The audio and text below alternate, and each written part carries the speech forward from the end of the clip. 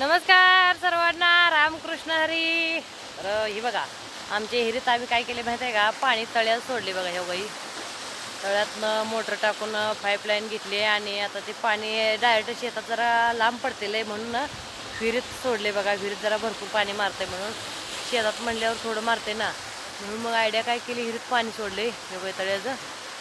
आणि पूर्ण पाण्याचा कलर बदललाय, दिसला का, तळ्यातलं पाणी असल्यामुळं. मग आता आम्हाला पेज पाणी कुठलं न्यायचं म्हणून प्रश्न पडले होते. पण काय हरकत नाही, काय केलं माहीत आहे, हिरीतलं पाणी उपसलंय दोन्ही मोटर चालू करून दोन्ही शेतकऱ्यांनी.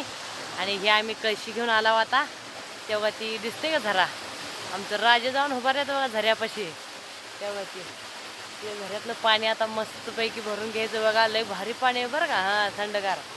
माझी पण कळशी आहे, तर त्याला जाऊन भरून आणतो पाणी. चला या पाणी प्यायला थंडगार. तेव्हा तिथनं असं भरून घ्यावं लागते. तेव्हा कळशी आणल्या मी, आपण दोघांनी दोन कळशी आणल्या, भरून घेतो बरं का. हां चला, बाय बाय.